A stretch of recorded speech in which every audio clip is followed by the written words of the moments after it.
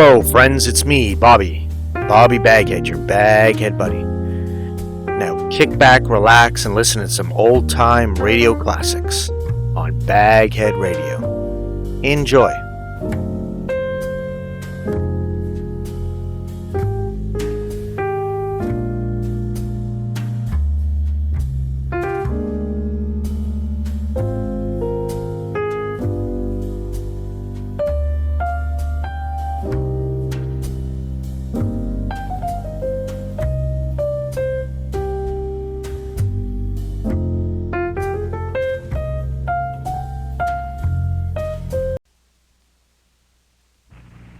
Adventures in time and space, told in future tense. Dimension X.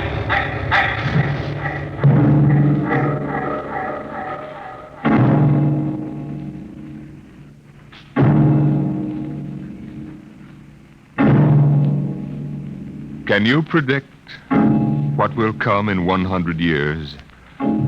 Or in 10? Or in the next minute? Can you see beyond the known dimensions of time and space into the unknown Dimension X? It was in the year of 1982 that spacemen first discovered the Great Galactic Barrier. In the past 10 years, rocket travel to the moon and the nearer planets had become commonplace. And then men fixed their sights on a more distant star, the remote planet known as Volta. 5 exploratory ships went out, and none came back, each in turn disappearing mysteriously at the same vanishing point, an invisible wall somewhere in the vast outer reaches that became known as the wrecker of spaceships, the Galactic Reef. And yet, the explorers refused to admit defeat. It was on June the 2nd, 1987, that the rocket Star Cloud made ready for takeoff, the 6th to attempt to crack the barrier and win through to Volta. Now hear this. Condition blue. 1 minute till blast off. Now hear this. Condition blue. 1 minute till blast off. Bridge to nav control. Navigation, Collier. This is Captain Thorson. Ready, Lieutenant? We're ready, Captain. The course is in the integrator for takeoff at 1200 hours. All right, stand by for acceleration. Bridge to engine room. Fire up your rocket chambers. Take off at exactly 1200 hours. I'll read you off. 30 seconds.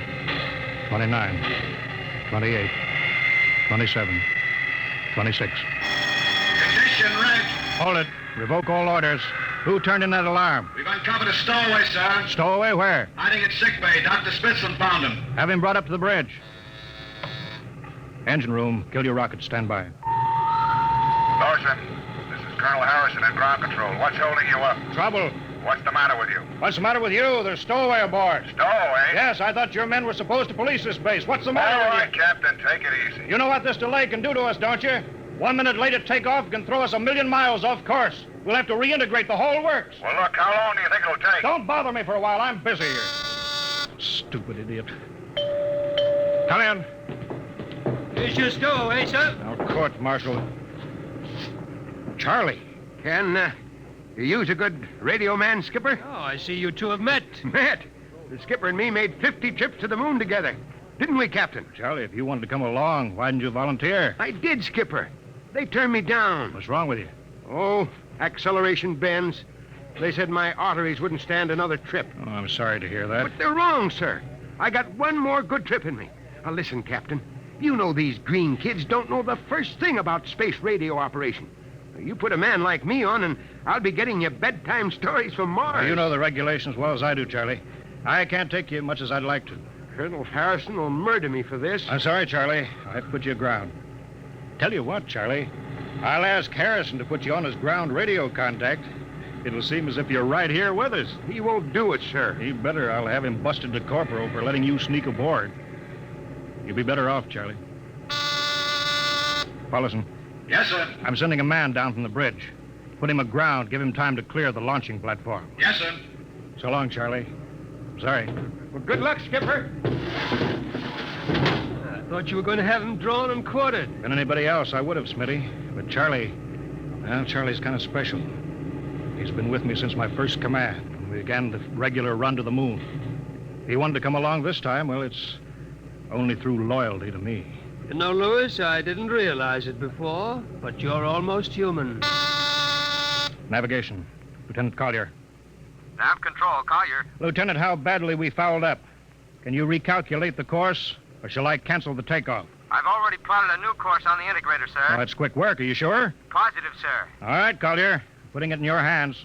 We'll blast off from your signal. Lewis, isn't that a lot of responsibility for a young green officer? Yeah, but if he can't do his job, I'd rather find out now than at the galactic barrier. Bridge to engine room. Ready your rockets. Prepare to blast off on navigator's signal.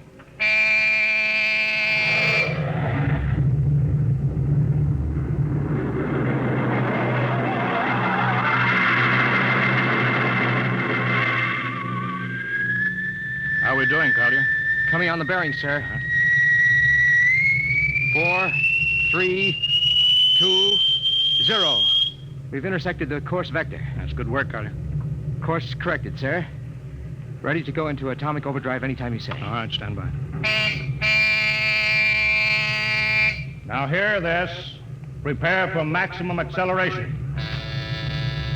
Bridge to engine room. Kill your rockets. Rockets out. Fire up number 1 cyclotron. Number 1 ready. Fire up number 2.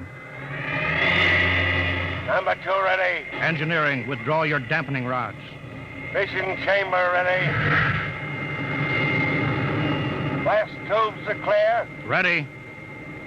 Take it on overdrive. How are we doing, Collier? On course, sir. She's running hot and true. Well, my compliments, Lieutenant. This job would have done your father credit. He was the best navigation officer I ever saw. Thank you, sir.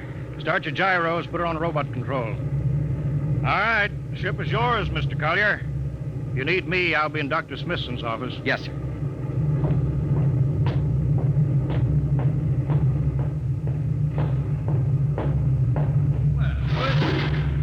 I see you got us off the ground. You can thank young Collier for that. Chip off the old block. Oh, you knew his father, huh? Matter of fact, I knew him very well. First-rate spaceman. Is he the one who, Yeah. Oh. Yeah, he was lost in the galactic barrier on the second ship we sent out to Volta. Lewis, just what do you think this galactic barrier is? Your guess is good as mine, Doc. All I know is that 5 ships have gone into it, and none of them have come back out. You think it's an it. How about Mestrovic's theory that it's a time warp in space, but that the ships reach it and slip into another dimension? I think that's rubbish. My theory is that the galactic barrier is nothing more than a radioactive layer of some kind. What makes you say that? Well, we know that radar signals bounce off it like they were hitting an invisible glass wall. And we know it destroys our ships and our crews in some way. There's no other logical explanation. What makes you think we can get through it? Because we're ready for it. The others weren't. Tire hull is completely shielded with lead. We can crack through any radioactive cloud ever detected. Besides, we're equipped with some new UHF radio devices that should enable us to maintain radio contact with Earth. Nothing can happen. Absolutely nothing. Who are you trying to convince, Lewis? Myself, I suppose. Smitty, 5 ships are missing, and men like Prentice and Margetson and young Collier's father. I'm tired of seeing good men fed into that meat chopper. Then why are we going? We haven't any choice, Smitty. We're in a race. Kind of race where men and ships are expendable. Well, at least it won't be boring. I'll have to play physician morale builder and mother substitute for 112 slightly nervous men. Your morale doesn't sound too good, Doctor. As morale officer, I can state without fear of contradiction. It's terrible. And something tells me that as we approach that galactic barrier, I'm not going to be alone.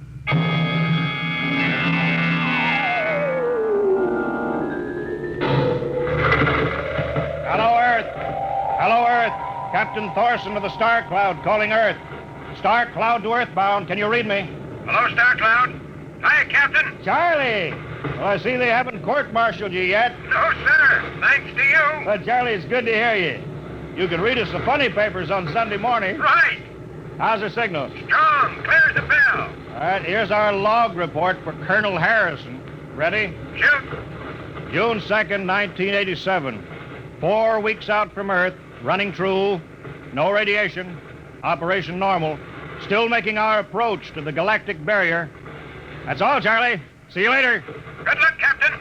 I sure wish I was with you.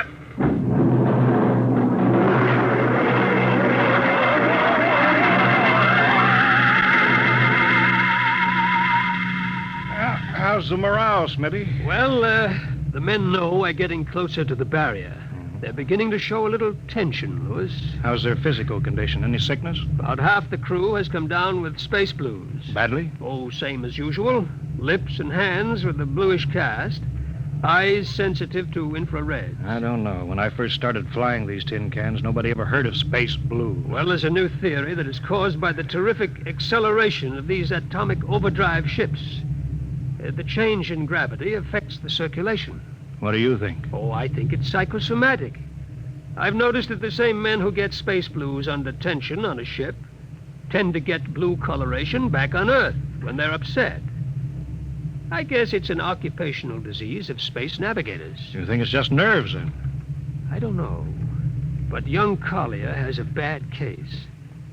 I think it's tension from overwork. Maybe he needs some vitamins. Lewis, when will you realize that vitamins are not a panacea for all the troubles of mankind?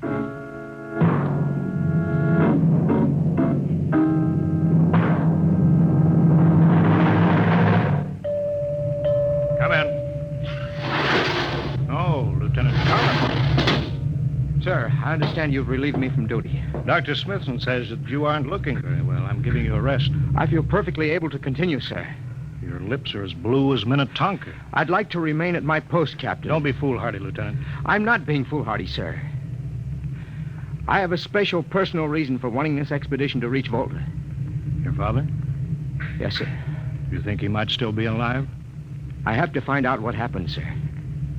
I think I understand. Very well, Collier. Report back to duty.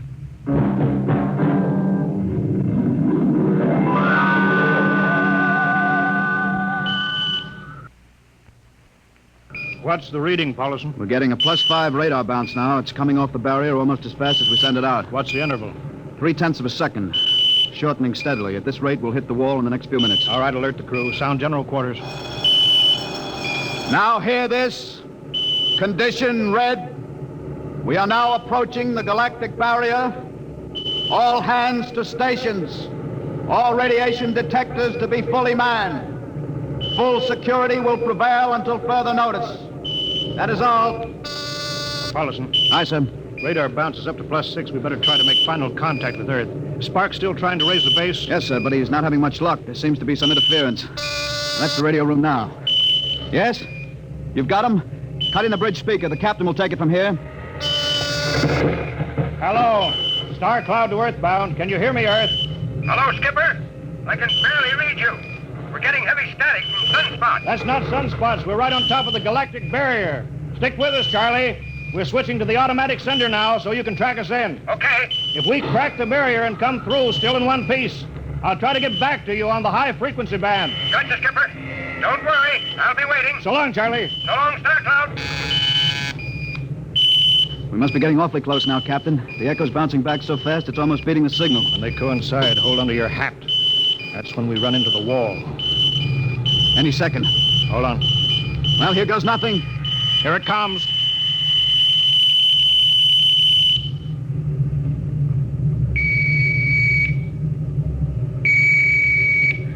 Captain, Why, nothing happened. we made it. We made it, Captain. No radiation, no time warp, no nothing. Why, the crew's gone crazy, sir. Let them. They earned it. Say, Doc, can you break out a few bottles of snake bite serum for medicinal purposes? I sure can, Lewis. This calls for a celebration. How's your morale now? Couldn't be better. How's yours? Condition Hey, what- red. what Radiation detected. Condition red. Radiation detected. Good. Holy mackerel.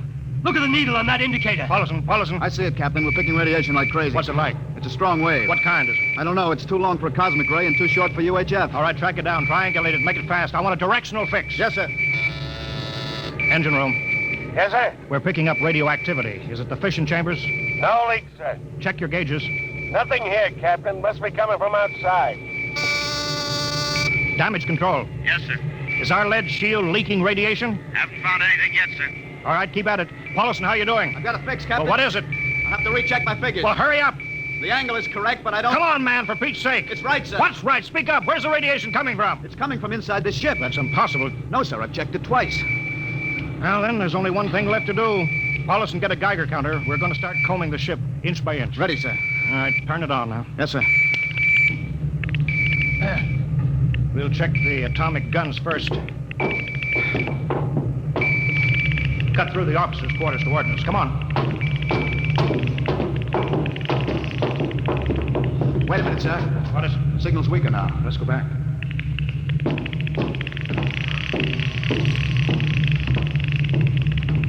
Hold it. Seems strongest right about here. It doesn't make sense. Whose cabin is it? Lieutenant Collier's. Collier! It's probably down in nav control, sir. Try the door. It's not locked, sir. It's in here, all right. Listen to that counter. Strongest over here. Open that wall cabinet. It's locked. Smash it. All right, shut off the Geiger counter. What do you make of this, Paulinson? It looks like some sort of portable transmitter, sir. Must be foreign manufacture. I don't recognize the calibration symbols at all. Never seen anything like it. Which raises a small question. What is Lieutenant Collier doing with a transmitter in his cabin? I don't know, sir. Well, I intend to find out, Paulson. Get down to nav control. Bring Collier up to the bridge. On the double. Well, hadn't we better find some way to shut this thing off first? I know a way.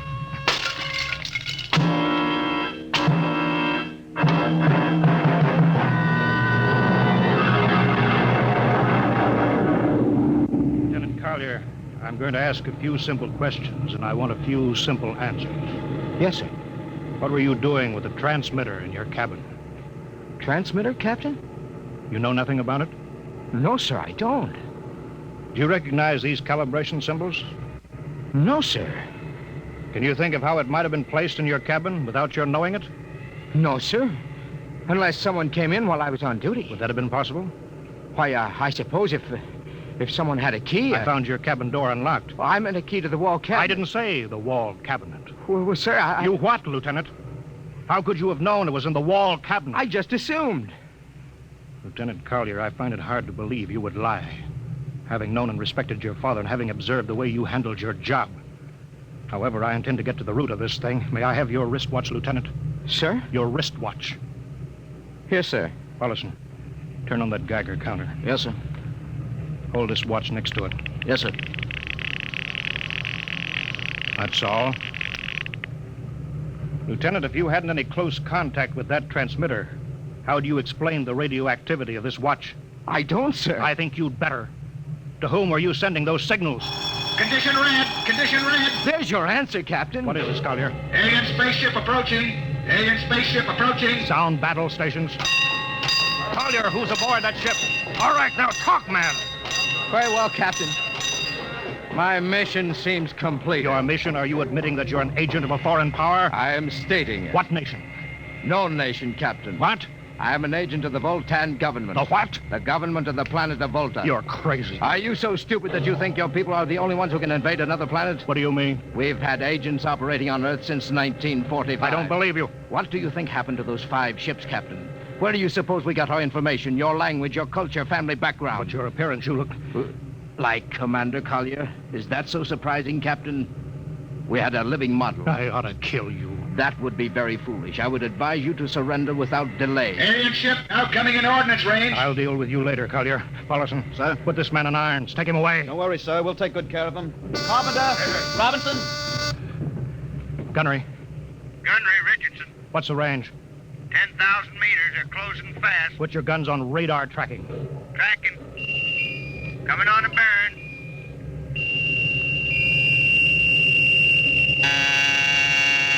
Fire. Fire. Richardson, you hear me? Fire. What's the matter down there? Did you hear me? Richardson, answer me. It's no use to shout, Captain. Collier. Yes, Captain. How'd you get loose? Where's Paulson? Lieutenant Paulson is dead. All stations. Lieutenant Collier has escaped. Seize him, man. Don't waste your breath. Your men can't hear you, Captain. What? Those still alive are my men. You're lying. No, Captain.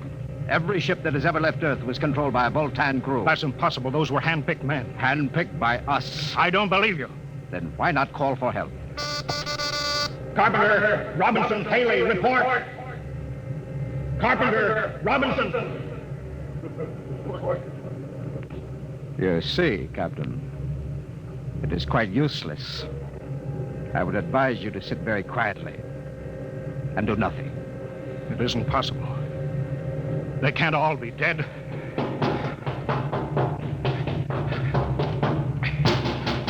Smitty! Dr. Smithson! Smitty, what have they done to you? Louis, Oh, those dirty... Don't talk, Smitty. Closer. Not much time. Louis, space blues. Space blues. What is it, Smitty? What are you trying to tell me? All men with space blues. Voltans. Here, let me help you, Smitty. No, Louis. Get message back to Earth. Voltan. 5th column. Watch out for space blues. Smitty.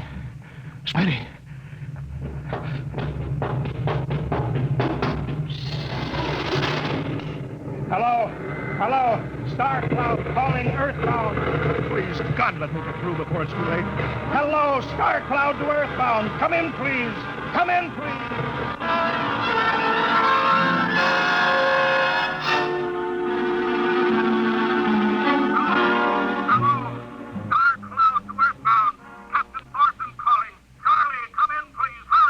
Hello? Hello, can you hear me, Charlie? Skipper, is that you? Are you getting my signal? It's coming in a little louder now, Skip. Keep sending. Thank God, Charlie. Now listen to me. Not much time. Get word to Colonel Harrison. Crew mutinied. Most of crew members, Voltons. What? Voltons. Spell that. V-O-L. Voltans? That's right. They're from the planet Volta. Skipper, are you all right? Charlie, this is serious. They'll be here any second now. Listen, they have a 5th column on Earth. They're planning to invade you. You don't mean it. Of course I mean it. Tell Harrison that they're posing as humans. You can detect them by space blues. You got that? Only Voltons get space blues. Charlie, do you hear me? Space Blue. I get you. Step back in, Charlie. I'm depending on you now. Warn everybody. Captain! They've opened the door. Come on, Charlie. Tell Harrison that... Captain Thorson. Hello, Star Cloud. Come in. What's the trouble, Sergeant? We're just trying to raise the Star Cloud, Colonel. Had any luck? No, sir. No contact. No contact? No, sir. Nearly an hour since they hit the galactic barrier. I don't understand why they haven't tried to get back a message. No, sir. Neither do I. All right. I'll take over for a while. Yes, sir. Go right ahead, sir. You'd better go out and get yourself some coffee. Charlie, you look a little blue around the gills.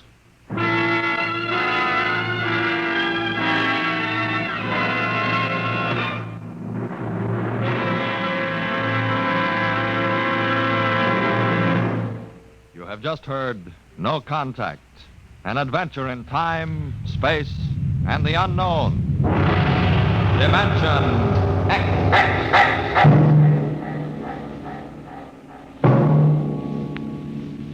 Next week, we have a nice, blood-curdling little story that starts with these 2 sentences. The last man alive on Earth sat alone in a room. And then there was a knock on the door, which raises the question, what knocked on the door? Left to its own devices, the human mind supplies a vaguely horrible answer. But it wasn't so horrible, really. You'll see next week when we present Knock.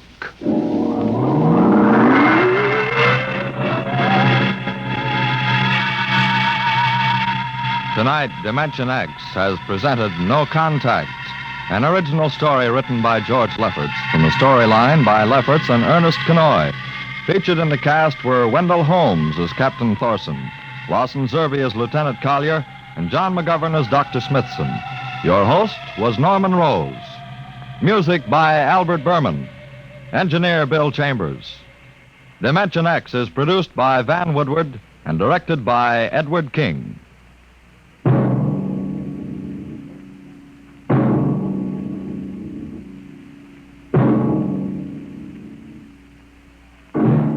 Tomorrow, hear Sam Spade. Now, it's Truth or Consequences on NBC.